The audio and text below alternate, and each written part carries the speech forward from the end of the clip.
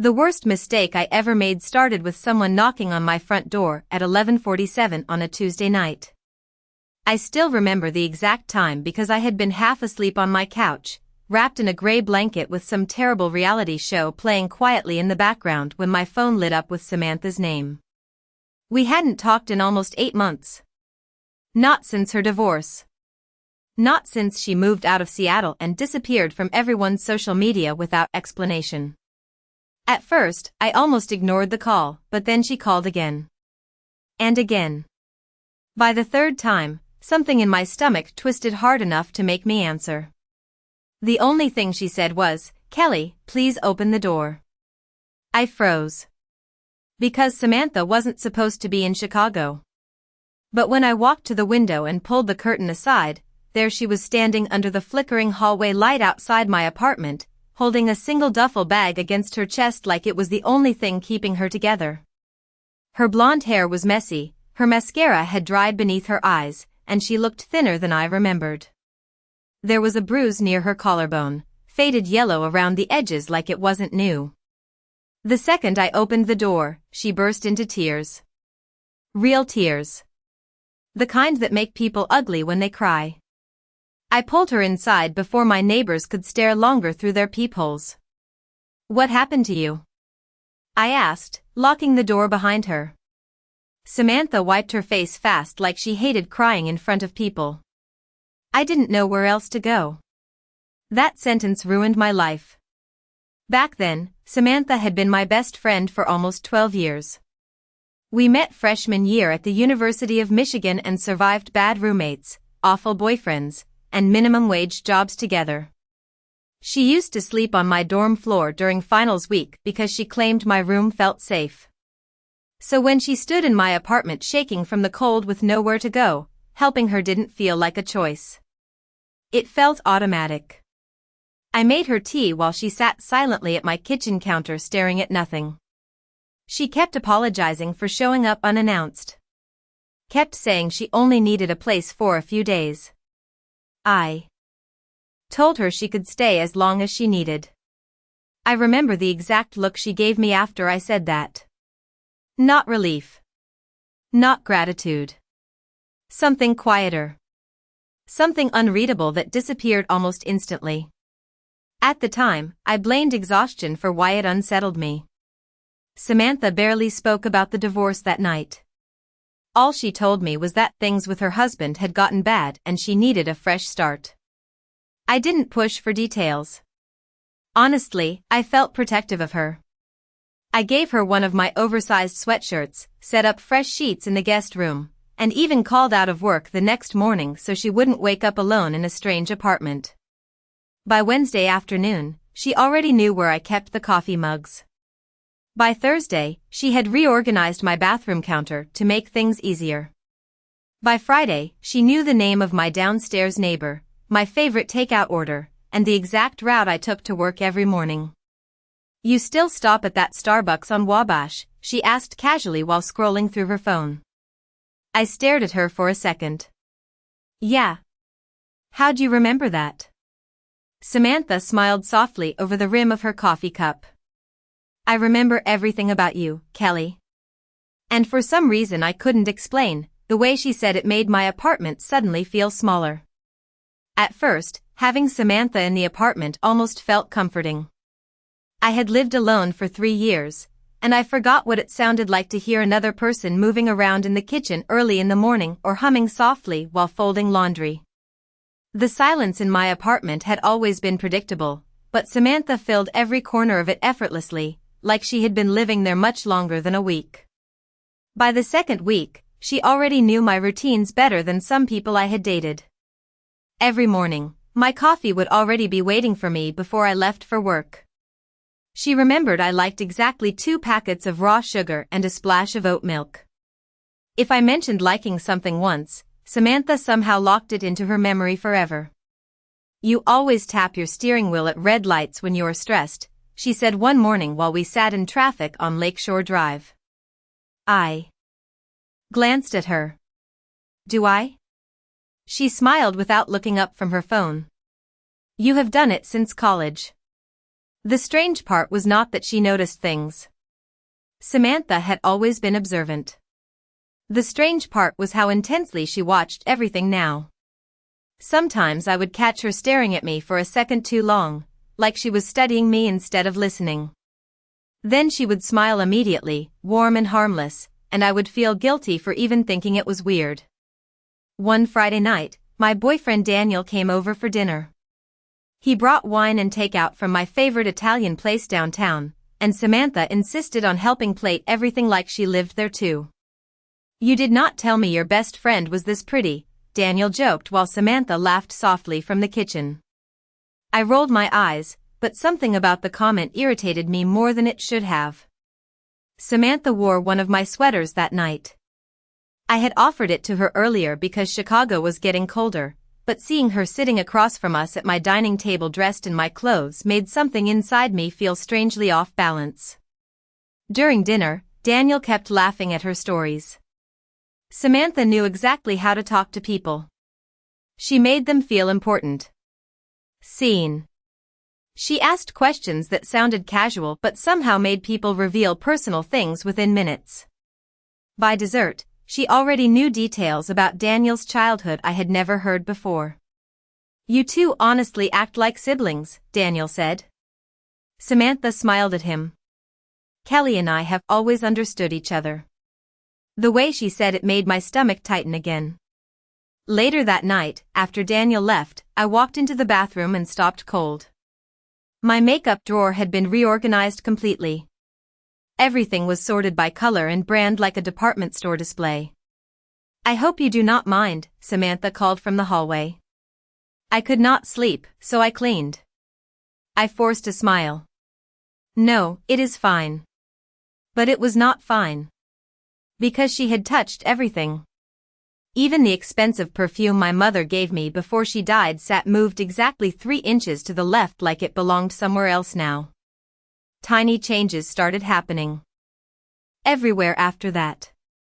My favorite mug disappeared from the cabinet and showed up in Samantha's room. The blanket I kept on the couch always smelled faintly like her shampoo. One afternoon, I came home from work early and heard Samantha laughing in the living room. She was on the phone. The second she noticed me standing there, she quickly ended the call. "Who was that?" I asked casually. "Oh, just your neighbor downstairs," she said. "Mrs. Harper needed help carrying groceries earlier." Then she added, "Everybody in this building loves you, Kelly." It is sweet. I should have felt happy hearing that. Instead, I could not stop thinking about the fact that Samantha had somehow become part of my life so completely in less than 14 days that people already spoke to her like she belonged there. And the worst part was, I had started noticing traces of her everywhere even when she was not in the room. The first time I felt genuinely unsettled by Samantha was over something so small that I almost laughed at myself afterward. It happened on a Monday morning before work. I was standing in my bedroom trying to find the silver necklace my mother gave me for my 25th birthday. I always kept it in the top drawer of my dresser beside my watch and spare apartment keys, but that morning it was gone. I emptied the entire drawer onto the bed. Nothing. "Looking for this?" Samantha's voice came from the doorway behind me. I turned so fast my shoulder hit the dresser. She stood there holding the necklace loosely in her hand. "Where was that?" I asked. Samantha walked over calmly and placed it into my palm. "You left it in the bathroom." "No, I did not." The words came out sharper than I intended. Samantha blinked slowly, almost confused by my reaction. "You probably forgot." "It happens." Then she smiled softly and walked away before I could respond. I told myself she was right. People forget things all the time. But later that afternoon, I realized my apartment keys were also missing. This time I found them hanging on the small hook beside the front door where Samantha always put hers. The problem was I had never used that hook in my life. Tiny things kept moving after that. My laptop charger would appear in different rooms. My work files ended up rearranged. Once, I spent 20 minutes searching for my black heels before Samantha casually pointed out they were in the hallway closet instead of my bedroom. "You really need more sleep," she said with a sympathetic little laugh. "You have been forgetting everything lately." The strange part was how convincing she sounded. I started second-guessing myself constantly. One afternoon at work, my manager Rebecca stopped by my desk looking annoyed. "Did you still want me to cancel Thursday's client meeting?" she asked. I frowned. "What are you talking about?" Rebecca crossed her arms. "You emailed me this morning saying you needed to reschedule." My stomach dropped. "I never sent that." She turned her monitor toward me. There it was. An email from my account sent at 8:12 that morning. The wording sounded almost like me, but not exactly. Too formal. Too polished. "That is weird," I whispered. Rebecca gave me a look I could not read. "Kelly, are you okay lately?" I laughed nervously and blamed stress, but my hands shook the entire rest of the day. When I got home, Samantha was making pasta in the kitchen while soft jazz played from my speaker. My speaker. My playlist too. "Bad day?" she asked immediately. I stared at her. "How did you know?" She shrugged casually. "You bite the inside of your cheek when something is wrong." Then she walked over and handed me a glass of wine before I even asked. It should have comforted me. Instead, it made me feel exposed. Like every version of myself existed under a microscope she had been studying for years. That night, Daniel came over unexpectedly after work. I noticed Samantha changed clothes before opening the door, swapping her oversized sweatshirt for a fitted cream sweater I had never seen before. During dinner, Daniel barely looked at his phone once, which almost never happened. Samantha had his full attention the entire night. "You know Kelly still sleeps with a fan on even during winter?" Samantha laughed while pouring wine. "She has done that since college." Daniel grinned at me. "That explains why your apartment always feels like a refrigerator." I forced a smile, but something twisted painfully in my chest. Samantha kept telling stories about me all evening, little details from years ago I had forgotten myself. The more she talked, the more invisible I felt sitting there listening to my own life described by someone else. Then, while clearing plates, Daniel looked at Samantha and said something that made my stomach go completely cold. "Honestly, I feel like I know you better every time we hang out." And Samantha just smiled like she had been waiting to hear that. By the middle of November, I stopped feeling comfortable in my own apartment. Nothing looked dramatically different from the outside. My furniture was still in the same place. My clothes still hung in the closet. My name was still on the lease. But somehow the space no longer felt entirely mine. Samantha had a way of slipping herself into every routine so naturally that resisting it made me feel irrational. One Saturday morning, I woke up to the smell of pancakes and coffee drifting through the apartment. For a second, it almost felt nice. Cozy. Then I walked into the kitchen and froze because Samantha was standing there wearing one of my old Michigan sweatshirts with her hair tied back exactly the way I wore mine on weekends. Even stranger, she was humming the same Fleetwood Mac song I always played while cooking. "Morning," she said cheerfully. "I made breakfast." I stared at her for a moment too long. "You hate pancakes." Samantha laughed softly while flipping one in the pan. People change. The problem was she had not changed. She had adapted. Everything she did felt carefully collected from pieces of me. Around noon, Daniel texted asking if we wanted to meet him at a bar downtown to watch the Bears game. Before I could answer, Samantha looked up from the couch and said, "Tell him yes. He likes when you are spontaneous." I frowned. "How do you know what he likes?" She shrugged casually. "It is obvious." At the bar, things somehow felt even worse. Daniel greeted Samantha first. Not intentionally, maybe. But I noticed it immediately. There she is, he said with a grin when we walked in. Samantha laughed and hugged him while I stood beside them awkwardly holding my purse. The entire afternoon felt slightly off balance, like I had walked into a conversation that already existed without me. Samantha knew exactly what to say to everyone. She teased Daniel about fantasy football. She ordered the same IPA he liked without asking. She even remembered the name of his sister's dog after hearing it once weeks earlier. "You have an insane memory," Daniel said. Samantha smiled while glancing at me.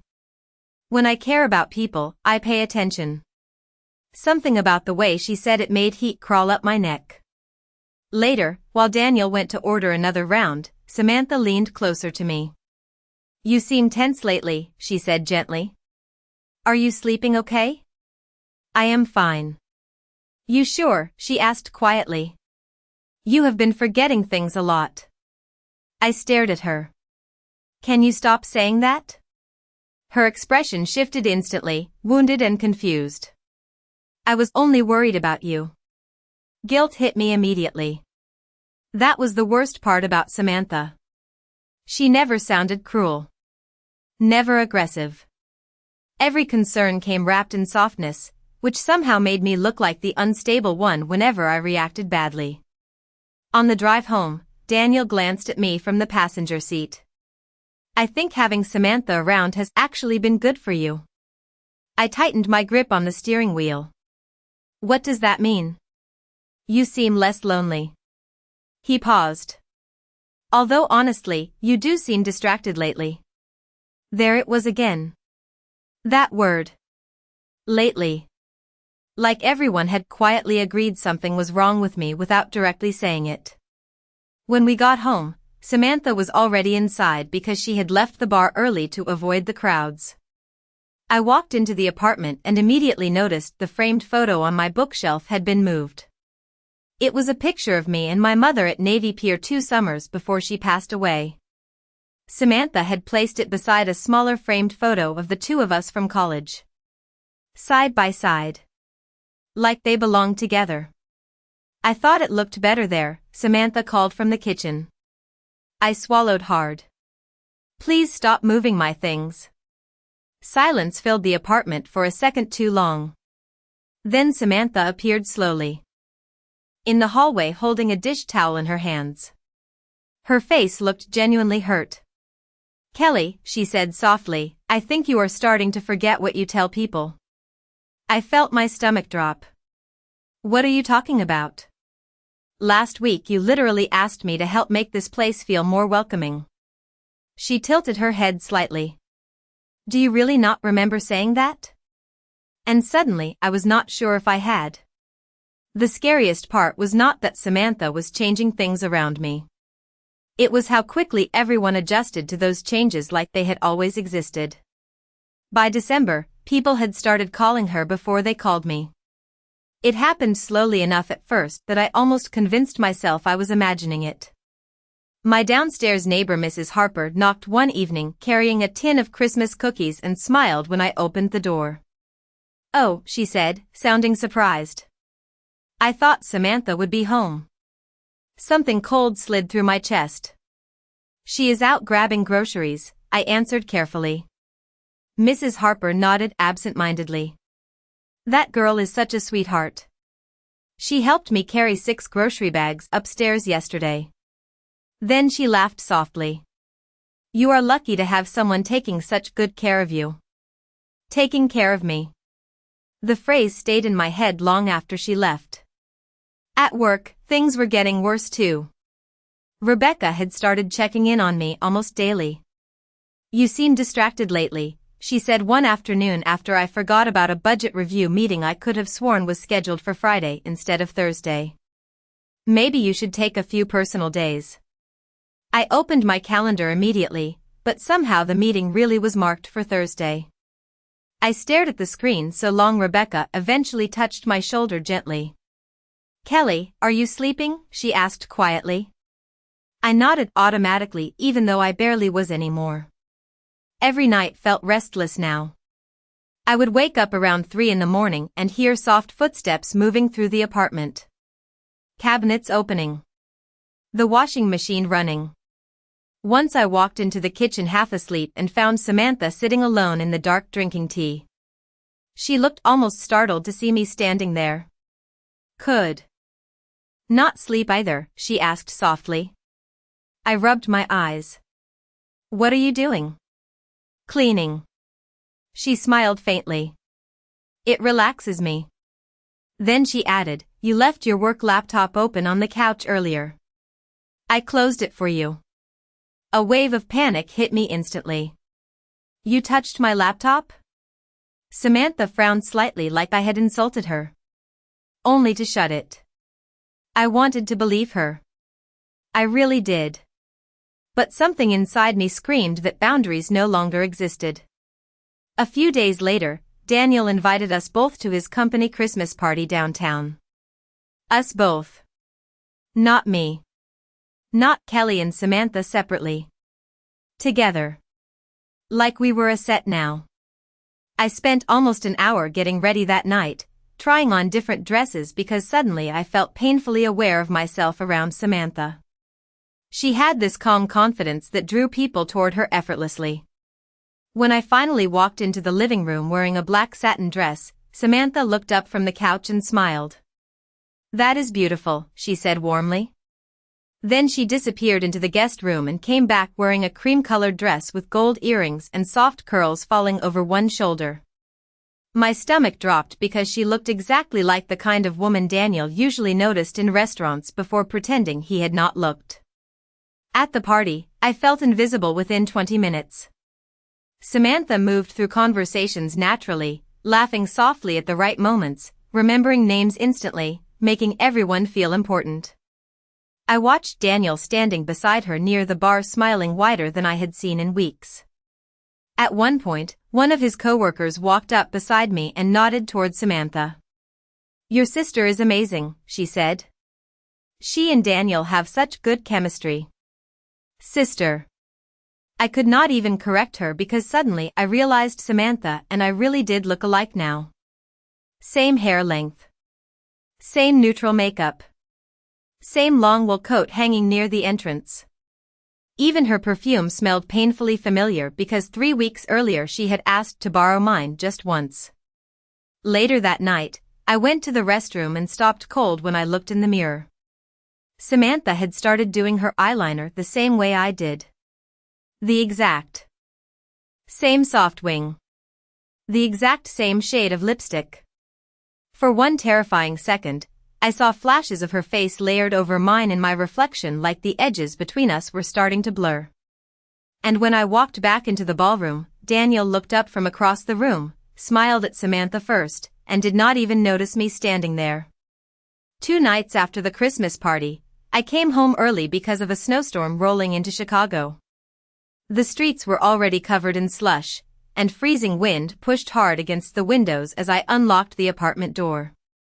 The second I stepped inside, something felt wrong. It was quiet. Too quiet. Usually Samantha had music playing softly somewhere or the television on in the background, but this time the apartment felt strangely still. Samantha?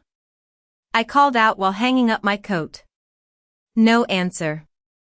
I walked farther inside and noticed the guest room door was slightly open. A thin line of warm light spilled across the hallway floor. I almost ignored it. I should have ignored it. But something pulled me toward that room anyway. Maybe instinct. Maybe fear finally catching up with me. As I reached the door, I realized Samantha was not inside. The room was empty. But her closet door stood wide open, and scattered across the bed were dozens of printed photographs. My chest tightened instantly. Every photo was of me. Some were old college pictures I had forgotten existed. Others were screenshots from my social media going back years. There were pictures of me at restaurants, at work events, walking along the lakefront, carrying groceries outside my building. Some of them I had never posted anywhere online. My pulse started hammering so hard I could hear it in my ears. I stepped closer slowly, staring at the bed like my brain could not process what I was seeing.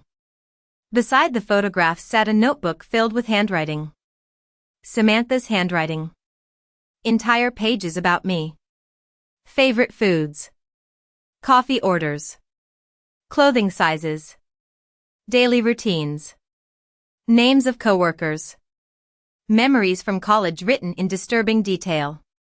One page simply said, Kelly apologizes when she is uncomfortable. Another read, she trusts people too quickly if they sound gentle. My hands started shaking so badly I nearly dropped the notebook. Then I saw the closet. Hanging inside were clothes arranged by color. At first glance they looked like Samantha's things, but when I stepped closer, horror crawled slowly through my body because half of them looked exactly like mine.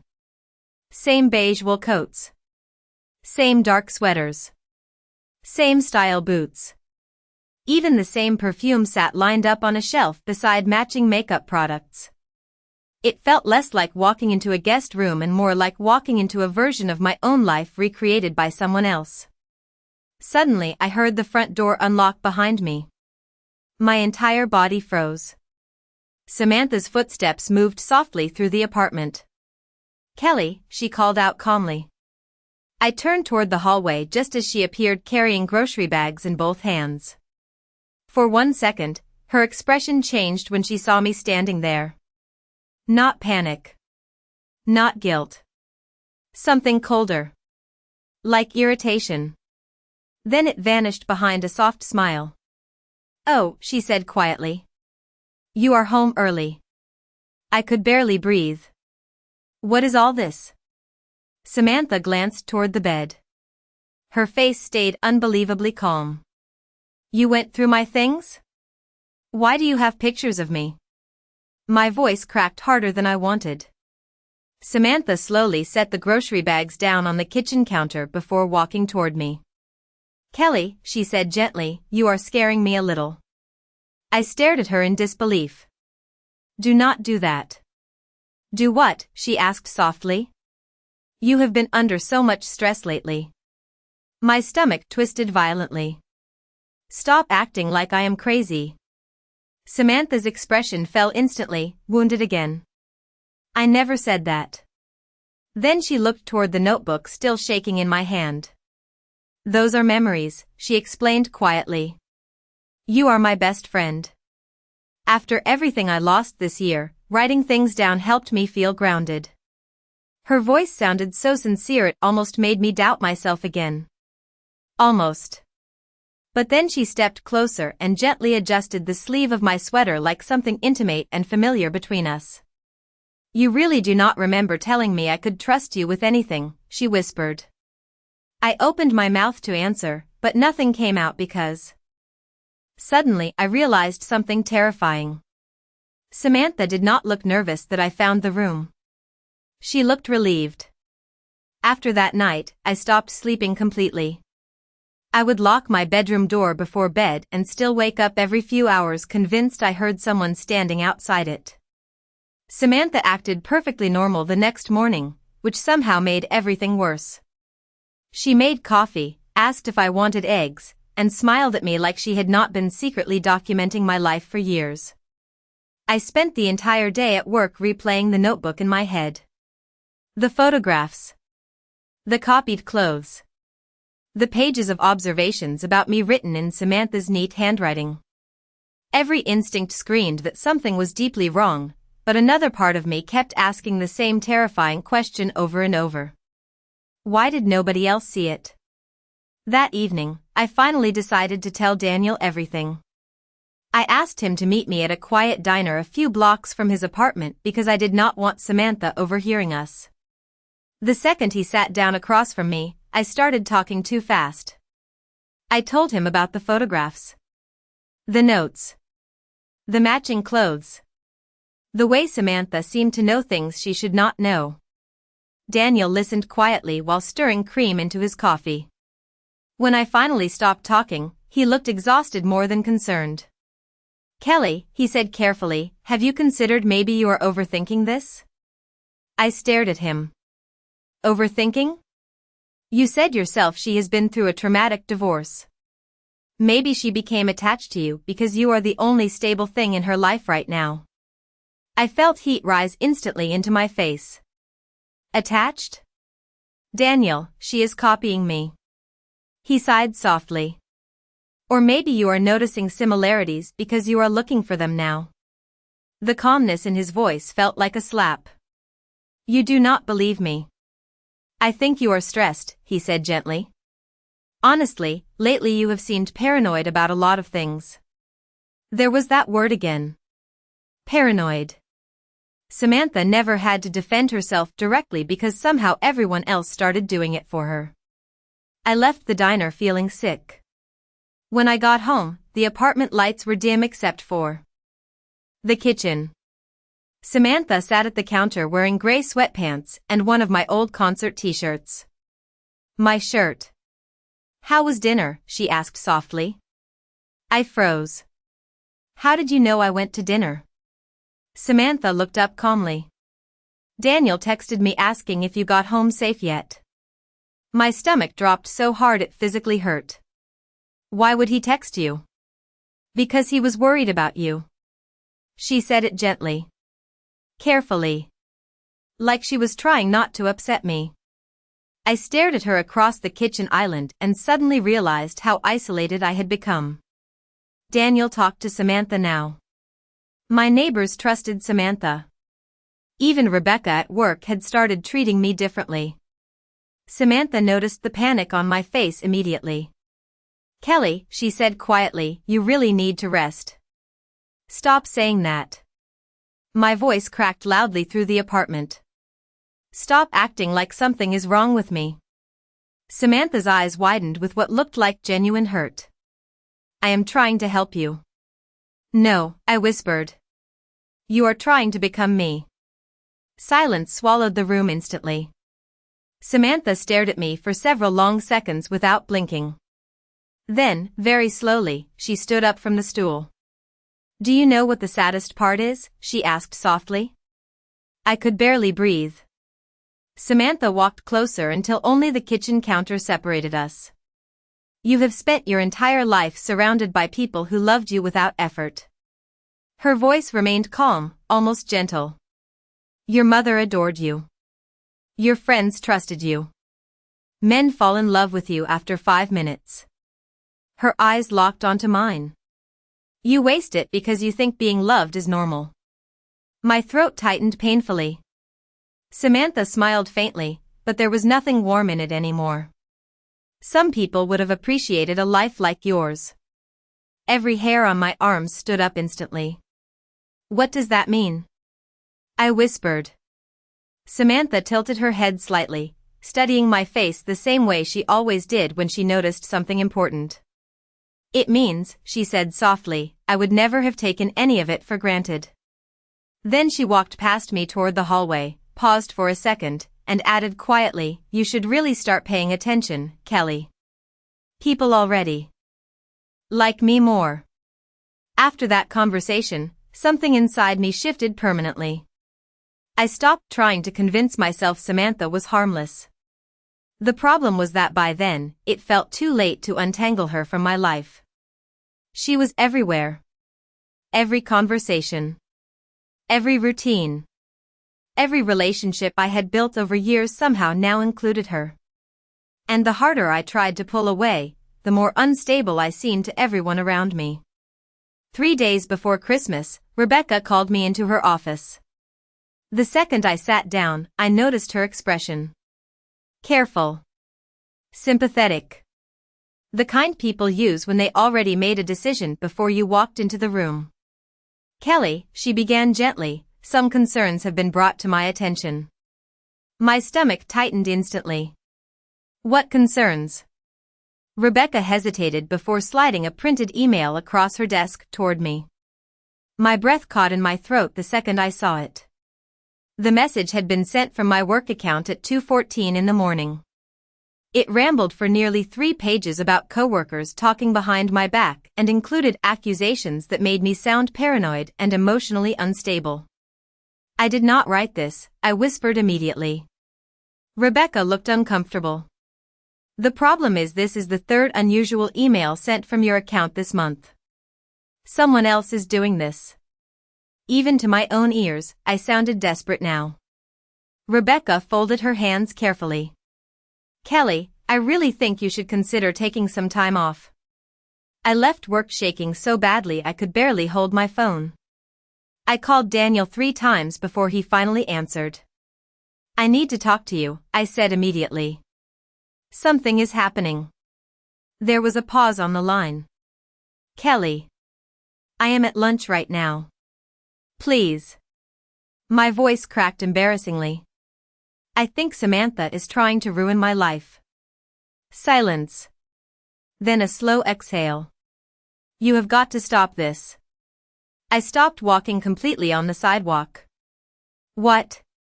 Samantha showed me the messages you sent her. Cold panic flooded through me instantly. What messages?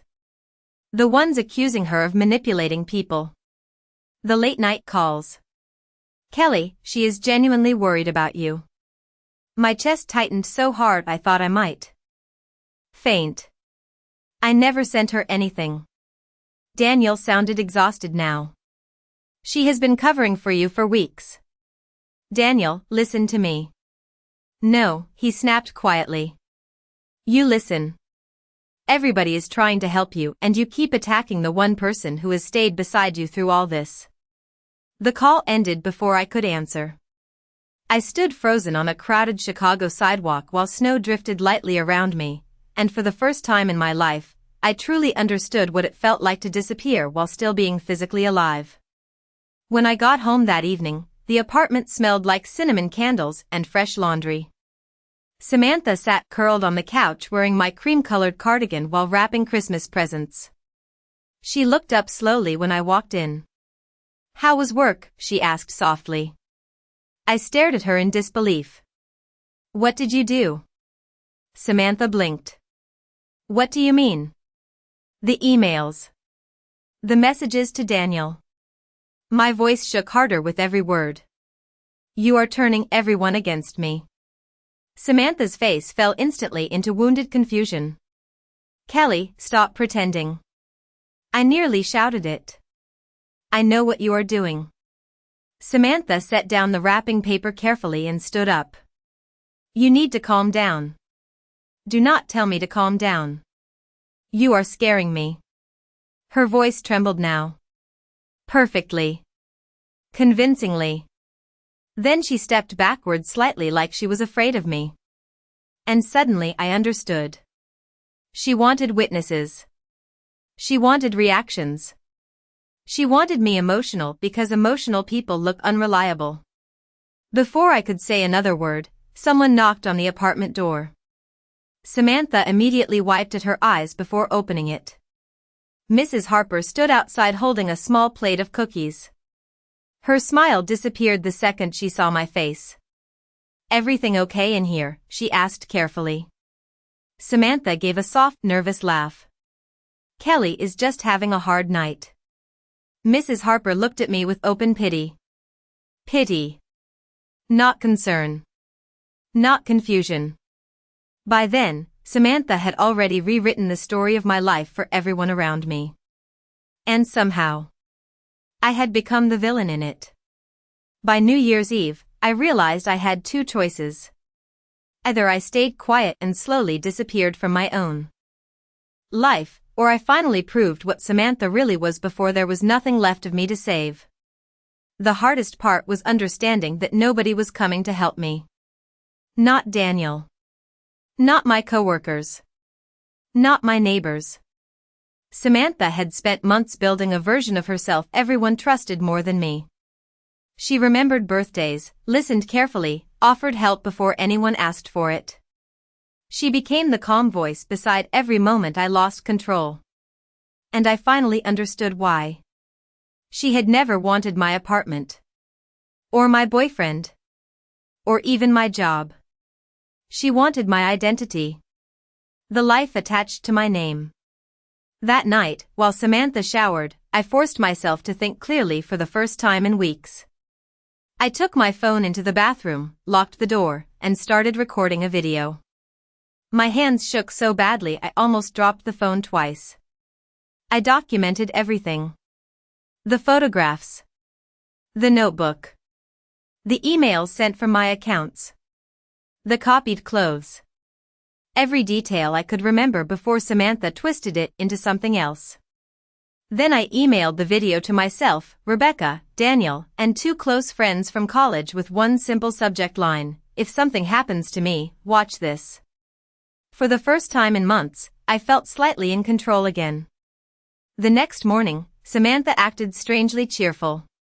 She made cinnamon rolls from scratch and played soft jazz through the apartment speakers while sunlight reflected off fresh snow outside the windows. It looked like the kind of peaceful morning people post online with captions about gratitude and healing. "You seem calmer today," she said while pouring coffee. "I slept better," I answered carefully. Samantha smiled over the rim of her mug. "That is good. I was starting to worry you might do something impulsive." The way she said it sent a chill through me instantly. Around noon, Daniel arrived unexpectedly carrying flowers. My stomach dropped when he walked inside because Samantha looked genuinely pleased to see him. "I thought maybe we could all talk," he said carefully. Samantha touched his arm lightly. "That sounds healthy." Healthy. I almost laughed. We sat in the living room surrounded by Christmas decorations that suddenly looked fake and suffocating. Daniel started speaking gently, slowly, like I was fragile. "Kelly, people are worried about you." Samantha stayed quiet beside him, eyes lowered like she hated being part of the conversation. Perfect performance. Then Daniel pulled out his phone. "You sent Rebecca 6 voicemails last night accusing Samantha of stealing your life." My entire body went cold. "What?" He pressed play. My voice filled the room instantly. Angry. Panicked. Desperate. I felt physically sick hearing it because I never made those calls. Samantha finally spoke softly beside him. "I did not want anyone to hear those." Daniel looked at me with open sadness now. "Kelly, this has to stop." I stared at Samantha across the room and suddenly noticed something terrifying. She looked calm because she thought she had already won. Then my phone buzzed loudly in my lap. An email notification. Rebecca. Subject line: "We need to discuss this immediately." My pulse exploded. I opened the message and saw she had watched the video. Beneath her response sat another forwarded email from Samantha's old employer in Seattle. Attached were HR complaints, records of identity fraud accusations, and documentation of Samantha obsessively imitating another coworker years earlier before abruptly disappearing from the company. My breathing stopped completely. Daniel noticed my face change instantly. "What is wrong?" he asked. I looked up slowly at Samantha. For the first time since she arrived at my apartment, her expression cracked. Just slightly. But enough. Enough for me to finally see panic flicker behind her eyes. Daniel frowned and reached for my phone. As he read the screen, the silence inside the apartment became unbearable. Samantha stood up too quickly from the couch. "It is not what it looks like," she said quietly. But her voice had changed. The softness was gone now. Daniel looked at her differently for the first time. Confused. Uncertain. Human. Samantha's eyes shifted toward me slowly, and suddenly I realized something chilling. She was not upset because she got caught. She was upset because after months of becoming me, she had almost succeeded.